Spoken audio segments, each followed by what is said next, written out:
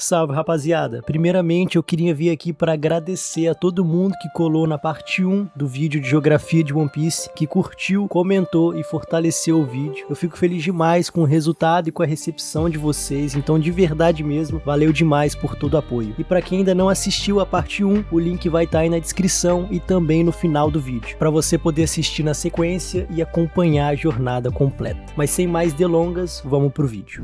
Na parte 1, eu falei um pouco sobre os 4 mares de One Piece, explorei um pouco da Grand Line, do Calm Belt e também das Ilhas do Paraíso. Mas agora chegou a hora de subir o mapa e entender uma das estruturas mais misteriosas e imponentes de todo o mundo de One Piece, a Red Line, que é uma gigantesca cadeia de montanha que circunda todo o planeta, cortando em 2 metades. Se a Grand Line divide o mundo horizontalmente, a Red Line o divide verticalmente. E é o único continente contínuo conhecido de todo o mundo, contrastando com a infinidade de ilhas e mares, um verdadeiro muro que não pode ser contornado, apenas atravessado. Existem basicamente 2 formas de atravessar a Red Line, e atravessar ela é essencial para acessar o Novo Mundo. Então vamos falar dessas 2 formas, que a primeira é Marijoa, que é localizada no topo da Red Line e já foi mencionada no primeiro vídeo como a capital sagrada do governo mundial. Ela funciona como ponto de passagem entre as metades do mundo, mas é altamente restrita e acessível apenas a quem possui permissão oficial. E também existem as passagens naturais. A rota mais utilizada por piratas e navegadores audaciosos leva ao fundo do mar, passando por ilhas submersas como Fishman Island. Essa travessia é extremamente perigosa. Correntes abissais, pressão oceânica intensa e criaturas gigantescas transformam cada mergulho em um verdadeiro teste de habilidade, estratégia e coragem. É nesse trecho que o mundo de One Piece mostra toda a sua criatividade. Clima,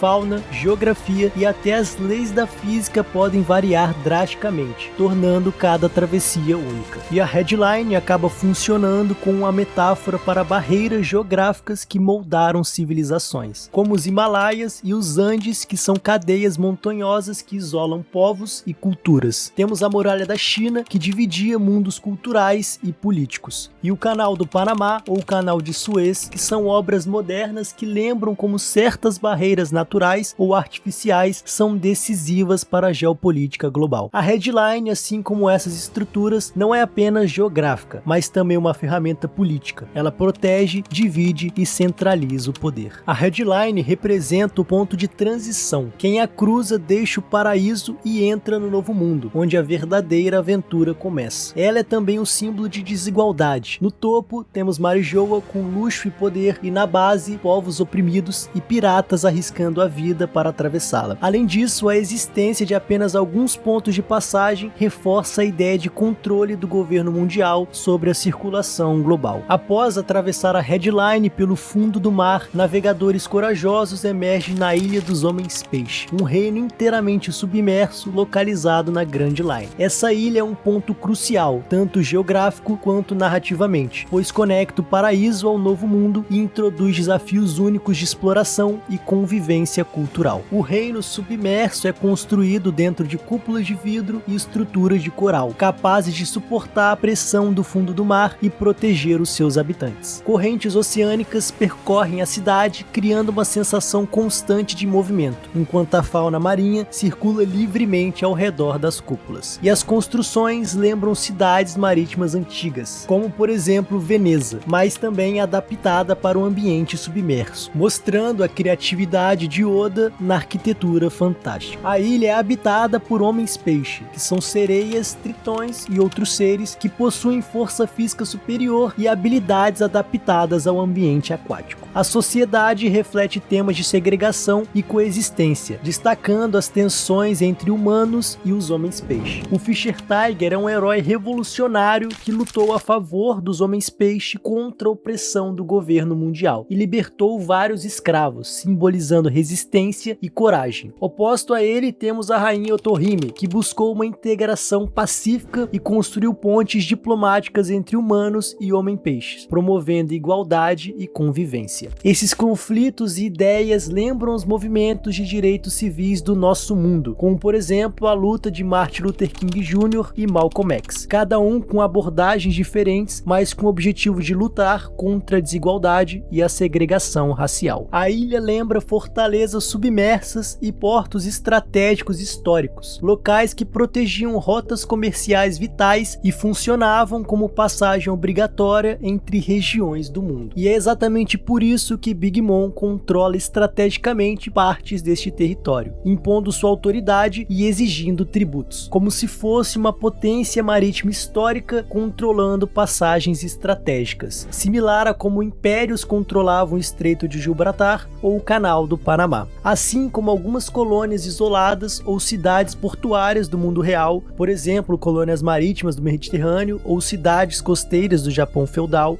A Ilha dos Homens-Peixes é um microcosmo de culturas distintas que precisam coexistir sobre suas próprias regras, onde o comércio, aliança e conflitos moldavam o desenvolvimento local. A travessia pela Ilha dos Homens-Peixe representa a passagem do conhecido para o desconhecido, onde regras naturais, como correntes, faunas, gravidade local e até o clima desafiam todos os seus navegadores. É um teste de coragem, inteligência e adaptação, mostrando que na Grand Line e no Novo Mundo, cada ilha é o seu próprio microcosmo, exigindo estratégia e respeito pelo ambiente e os seus habitantes. Depois da Ilha dos Tritões, os navegadores finalmente alcançam o Novo Mundo, onde cada ilha é ainda mais radical, com climas extremos, culturas únicas e desafios que ultrapassam tudo que já foi visto no Paraíso. Então vamos falar um pouco sobre o Novo Mundo, que é a segunda metade da Grand Line e representa o ápice da jornada dos piratas. Diferente do Paraíso, que é a sua primeira metade, onde já existiam vários perigos, aqui as regras da natureza, da geografia e até da política são levadas ao extremo. O clima pode mudar em questão de segundos, a fauna é imprevisível e cada ilha é quase um universo independente, com culturas, histórias e leis próprias. É o território dos 4 Yonkous, que são os imperadores dos mares, os piratas mais poderosos do mundo que dividem e controlam vastas regiões. Entrar no Novo Mundo não é apenas um avanço na viagem, é atravessar uma fronteira simbólica onde apenas os mais fortes ou os mais determinados conseguem sobreviver.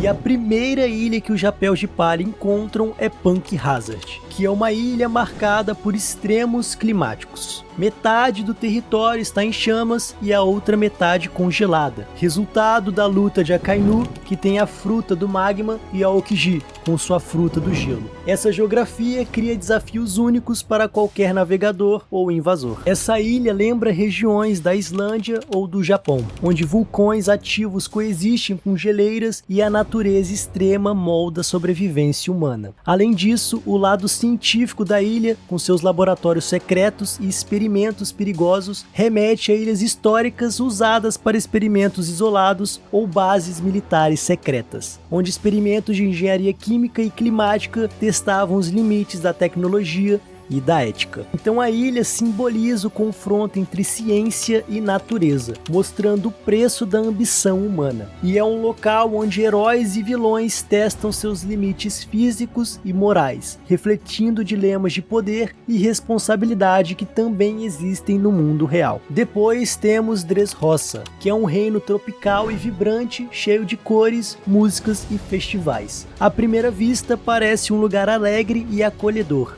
mas por trás da fachada festiva se esconde um regime de manipulação e sofrimento. Governada por Dom Quixote do Flamingo, a ilha simboliza como a opressão pode se disfarçar de paraíso. Dressrosa se inspira fortemente na Espanha mediterrânea, refletida em sua arquitetura colorida, nas praças movimentadas e nas festas populares que lembram cidades como Sevilha e Barcelona. O uso de arenas remete tanto a plazas de touros espanholas, com suas tradições de touradas, quanto ao Coliseu romano, onde o espetáculo servia como ferramenta de dominação dominação política, o famoso pão e circo. Além disso, há ecos das cidades coloniais ibéricas, erguidas com luxo e grandiosidade sob o controle de governantes absolutos. Essa mistura cria um cenário que reflete tanto a beleza cultural do Mediterrâneo quanto a sombra dos regimes autoritários. Dressrosa é um conto de fadas distorcido, brinquedos que na verdade são pessoas, memórias roubadas e uma terra encantada que esconde a injustiça. A ilha mistura elementos lúdicos com crueldade, lembrando os contos sombrios dos irmãos Grimm, onde a magia muitas vezes mascara a opressão. Zou é uma das ilhas mais extraordinárias de One Piece. Não está em terra firme, mas sim nas costas de um elefante gigantesco milenar, chamado Zunisha, que vaga pelo oceano há mais de 1000 anos. A ideia de um animal colossal que sustenta o mundo aparece em várias mitologias, como o mito hindu dos elefantes cósmicos que carregam a terra ou a tartaruga gigante da mitologia chinesa. Zou também evoca culturas indígenas que viviam em harmonia com a natureza, lembrando comunidades amazônicas ou africanas que moldavam sua vida em torno de animais e florestas. Zou reforça o termo de convivência entre povos. Os Minks, habitantes da ilha, são uma sociedade antropomórfica que combina selvageria e civilização, trazendo a reflexão de que identidade e cultura podem florescer até nos lugares mais improváveis. Depois partimos para Whole Cake Island, que é o centro do território de Big Mom, que é uma das Yonkous. O arquipélago é colorido, doce e fantástico, uma ilha feita de biscoitos, chocolates e sucos, um verdadeiro conto de fadas comestível. A estética da ilha remete às histórias infantis europeias, como João e Maria, em que os doces escondem um verdadeiro perigo.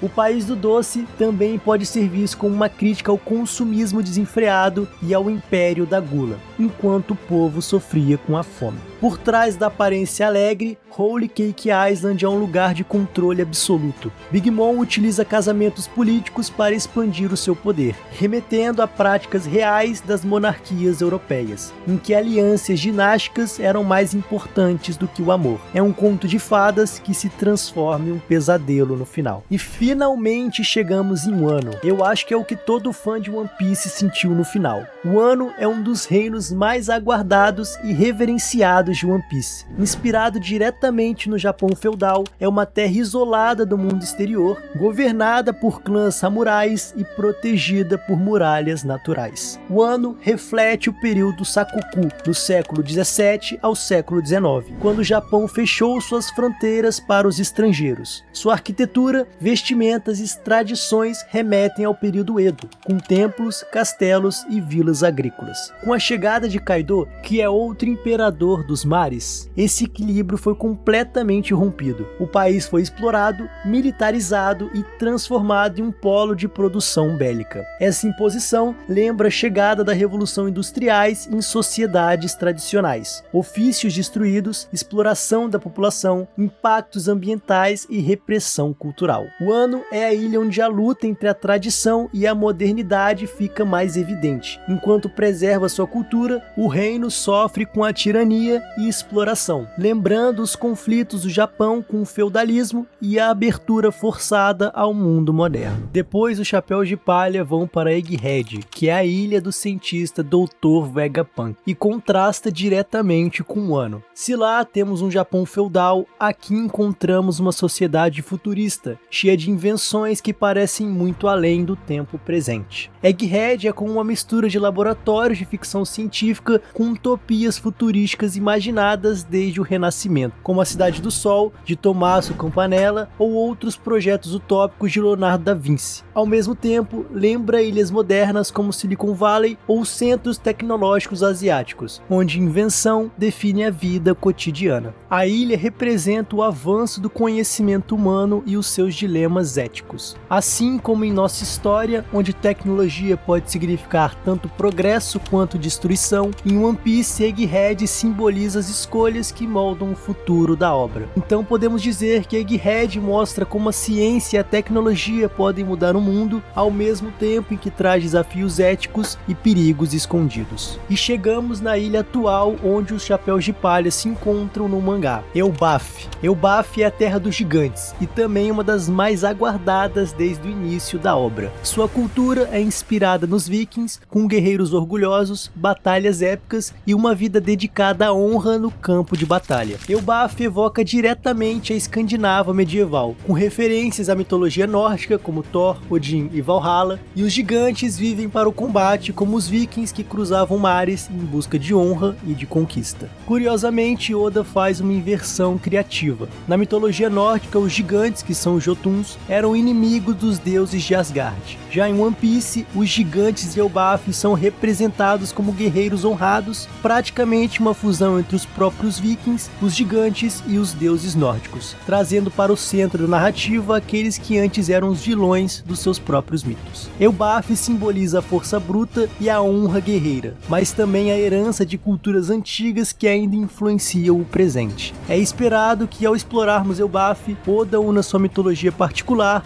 à dos povos nórdicos, fechando o ciclo de referências históricas no mundo de One Piece. No coração da Grand Line existe uma ilha lendária, o destino final de viagem e o maior mistério do mundo, Laug Tale. Foi nela que Gold Roger e sua tripulação encontraram One Piece, o tesouro que deu início a essa grande era dos piratas. Laug Tale funciona como ponto final de todas as rotas, quase como um tesouro enterrado em mapas antigos, onde o X marca o lugar certo. Para alcançá-la não basta apenas navegar, é preciso reunir os Road Poneglyphs, que são blocos de pedra indestrutíveis que indicam a sua localização. Essa busca remete diretamente ao espírito da Era de Ouro da pirataria no Caribe, quando piratas e corsários cruzavam mares guiados por lendas, mapas secretos e a promessa de riquezas inalcançáveis. Assim como os piratas reais perseguiam a ideia do Eldorado ou das 7 cidades de ouro, Laug Tale simboliza o sonho inalcançável, que só se torna real para quem consiga unir coragem, conhecimento e os aliados certos. A necessidade dos Road Poneglyphs ecoa a prática dos mapas fragmentados ou das cartas náuticas secretas usadas por navegadores nos séculos XVI e no século XVIII. A própria construção do mito lembra as expedições que marcaram a expedição marítima da Europa. Muitos partiram e poucos chegaram, mas todos foram movidos pela promessa do fim do mundo conhecido. Quando Roger e sua tripulação finalmente alcançaram a ilha e descobriram o que havia lá, sua reação de imediato foi rir. O nome Laug Tale, ou Raftel, como inicialmente foi chamado, reforça a ideia de que o tesouro não é apenas material, mas também um segredo capaz de mudar a visão do próprio mundo. Laug Tale não é só o destino final de uma jornada, é o símbolo máximo do sonho em One Piece. Ela representa a essência da obra, que é buscar pela liberdade, pela aventura e pelo riso mesmo diante das adversidades. E se Laug Tale é o ponto mais secreto dos mares, o céu guarda mistérios tão profundos quanto. Acima das nuvens existem verdadeiros continentes aéreos, que são as Ilhas do Céu, onde Oda amplia ainda mais os limites da imaginação e da geografia. Se o X no mapa de Laug Tale simboliza o ápice da jornada, o céu de One Piece representa o impossível que se torna real. Para a maioria das pessoas, a Ilha do Céu não passa apenas de mitos. Navegadores e estudiosos as ridicularizam, tratando como lendas sem valor. E por isso a descoberta de Luffy é tão poderosa. Ela prova que os sonhos realmente não têm fim, como dizia Barba Negra. Mais do que um arco fora de rota, Skypiea e as Ilhas Celestiais reforçam o tema central da obra: acreditar no impossível, desafiar o mundo e nunca desistir da própria jornada. Skypiea é a Ilha do Céu mais conhecida, um lugar sagrado, cercado de nuvens sólidas, mares brancos e tradições que misturam religião, poder e guerra. Seu governante, Enel, se via como um verdadeiro deus, personificando o autoritarismo divino presente em várias culturas antigas. Skypiea remete a mitos de civilizações celestiais presentes em diferentes culturas, do Monte Olimpo grego até a crença em cidades sagradas escondidas nas alturas. A figura de Enel ecoa governantes que se proclamam divinos, como os faraós do Egito ou imperadores romanos que exigiam culto. O conflito entre Skypiea e os Xandorianos lembram disputas de colonização e resistência indígena, como as lutas dos povos nativos da América contra a chegada dos europeus. Skypiea é a ilha mais famosa do céu, mas ela não está sozinha. O mundo acima das nuvens esconde outras culturas e conhecimentos esquecidos. Temos, por exemplo, a ilha de Birka, a ilha natal de Enel, que foi destruída por ele em sua ambição divina. Seu nome remete à antiga cidade viking de comércio na Suécia, reforçando o tom da colonização e da guerra. A ilha de Wetteria, que é uma pequena ilha celeste com tecnologia climática, onde Nami estudou meteorologia durante o time skip. Representa o uso da ciência para entender e manipular a natureza, lembrando as primeiras academias científicas do iluminismo. Temos também Xandora, que foi uma antiga cidade dourada dos Xandians, conhecida por sua imensa torre e riquezas arqueológicas. Reflete civilizações pré-colombianas e a sua luta para preservar a sua cultura, conhecimento e liberdade contra os invasores. Um paralelo histórico com povos indígenas e suas resistências, sem contar o paralelo ao mito da Cidade Dourada, o famoso Eldorado. E por último temos Verth, que são lendas celestiais que falam de terras raras feitas de solo fértil, um recurso valiosíssimo no céu. Essa busca ecoa a luta de territórios férteis na Terra, como as disputas coloniais por regiões agrícolas. Cada uma dessas ilhas reforça que o céu em One Piece não é apenas um cenário, mas um reflexo dos sonhos humanos de alcançar o inalcançável, seja pela fé, pela ciência ou pela conquista. Na cultura das Ilhas do Céu, existiam diferentes deuses associados aos elementos: o deus do céu, o deus do sol, o deus da terra e o deus da chuva. Esses deuses representam forças primordiais que regem a vida e a ordem natural. Então vamos começar falando do deus da terra, um deus que se conecta ao povo Shandian, que perdeu sua terra ancestral chamada Jaya quando ela foi lançada ao céu. A luta deles não é apenas política, mas é também religiosa, uma busca para honrar o legado de seus ancestrais e retomar a sua terra prometida. O Deus do Céu quer a entidade máxima para os habitantes de Skypiea, e Enel, ao se autoproclamar Deus, tomou esse título para justificar a sua tirania. Temos o Deus do Sol, que carrega uma simbologia muito mais ampla e ressoa com a lenda de Nika, que é o guerreiro da libertação. Esse embate de crenças lembra o choque entre cosmovisões indígenas e colonizadores europeus, onde a religião era usada como arma de dominação e resistência. Falando um pouco mais do Deus do Sol Nika, ele é descrito como um guerreiro lendário, risonho e libertador de povos oprimidos. Sua imagem atravessa culturas, sendo lembrada especialmente pelos escravizados que sonhavam com a liberdade. Nika remete a arquétipo de heróis libertadores da humanidade, como Moisés conduzindo os hebreus, Espartaco liderando os escravos em Roma, ou mesmo figuras messiânicas como Jesus, que prometiam esperança aos marginalizados. Seu riso e a sua dança são armas contra o desespero, lembrando tradições de resistência cultural em comunidades escravizadas que preservavam a esperança através da música, da fé e da dança. Para Oda, Nika é a fusão de mito, lenda e esperança, o contraponto perfeito ao deus falso que é o Enel. O fato de Luffy carregar a fruta de Nika faz dele não apenas um pirata, mas a encarnação viva de um mito ancestral, unindo o tema dos céus, da terra e da liberdade. Para Luffy, Skypiea não é apenas um destino, mas um símbolo, a prova de que vale a pena acreditar nos sonhos que o mundo chama de impossível. De novo, a saga do céu não é apenas uma aventura fora de rota. Ela reforça a essência de One Piece, que é a busca por liberdade e a denúncia contra as tiranias.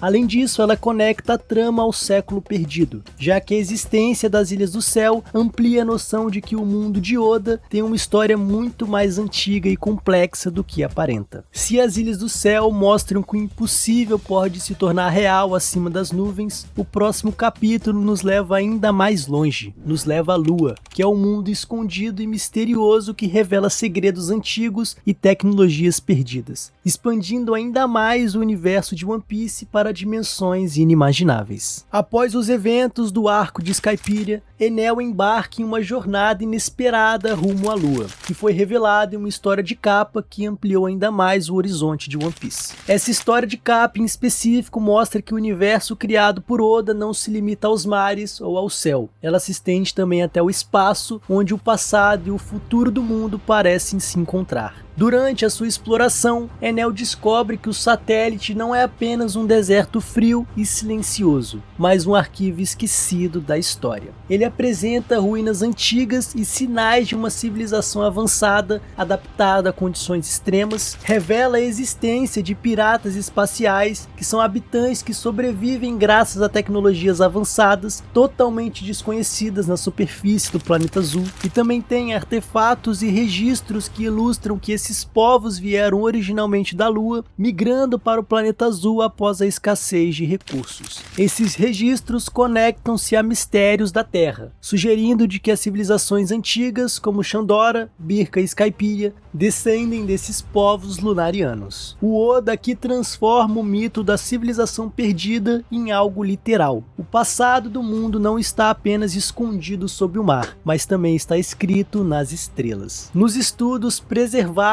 em Ohara, os arqueólogos representam o planeta azul como o centro de um sistema com algumas luas orbitando ao seu redor. Um modelo que ainda intriga fãs e estudiosos dentro do próprio mundo de One Piece. Cada lua parece possuir funções distintas e órbitas muito diferenciadas uma da outra, que podem influenciar marés, climas e fenômenos naturais na superfície. As órbitas irregulares podem sugerir um sistema natural instável, talvez uma consequência de uma antiga catástrofe cósmica. E a ideia de civilizações interligadas entre as luas e o planeta reforça a noção de que a história registrada é apenas um fragmento de algo muito maior. Esse modelo transforma o planeta azul em um ecossistema cósmico, um ecossistema de culturas, mitos e histórias interligadas, onde o mar e o céu e o espaço são parte de uma mesma narrativa, uma visão que espelha o ideal de Ohara, compreender o mundo como um todo e não em partes desconectadas. E essa jornada de Enel ecoa um dos maiores marcos da história da humanidade, a corrida espacial do século XX. Assim como os astronautas exploram o cosmos em busca de respostas, movidos pela curiosidade, pela rivalidade e pelo sonho de ir além, Enel e os piratas espaciais representam esse mesmo espírito explorador dentro do universo de One Piece. No fundo, ambos os mundos compartilham o mesmo impulso, a necessidade de compreender o desconhecido, mesmo quando o custo é deixar tudo para trás. Em One Piece, o céu e o espaço são metáforas da liberdade absoluta, o último limite que separa o homem dos deuses e a história do esquecimento. Assim como vimos nos outros vídeos de geografia aqui do canal, aqui o Oda construiu um mundo onde a geografia é narrativa. Cada mar, cada ilha e até o próprio céu contam uma parte da história da humanidade, ou melhor, da humanidade que ele reinventou. Desde as ilhas tropicais e desérticas do paraíso, até os reinos poderosos e caóticos do Novo Mundo, o que parece apenas uma aventura é na verdade uma metáfora, a busca incessante por liberdade, conhecimento e a verdade. As Ilhas do Céu provam que os sonhos podem desafiar até a gravidade. A Lua revelou que o passado pode estar ainda mais distante e mais próximo do que imaginamos. E o planeta azul, com seus mares e luas misteriosas, nos lembra de que o mundo de One Piece é um reflexo do nosso, vasto, incompleto e cheio de histórias esperando para serem descobertas. No fim, a jornada de Luffy e a sua tripulação não é apenas sobre encontrar o One Piece, mas sobre entender o seu próprio mundo. Um planeta que guarda nos céus, nas profundezas e nas ruínas esquecidas os segredos de uma era perdida. E talvez esse seja o verdadeiro tesouro da obra. A lembrança de que, assim como os piratas de Oda, nós também navegamos entre mitos e verdades, tentando decifrar um mapa que leva à liberdade. Se você viu o vídeo até aqui e curtiu essas duas partes sobre a geografia de One Piece, então deixa o seu like, comenta o que mais você achou interessante ou algo que esteja faltando e se inscreva no canal para continuar explorando os mistérios, simbolismos e histórias que tornam os universos fictícios tão fascinantes. Então valeu por assistir e até a próxima no Narrativerso.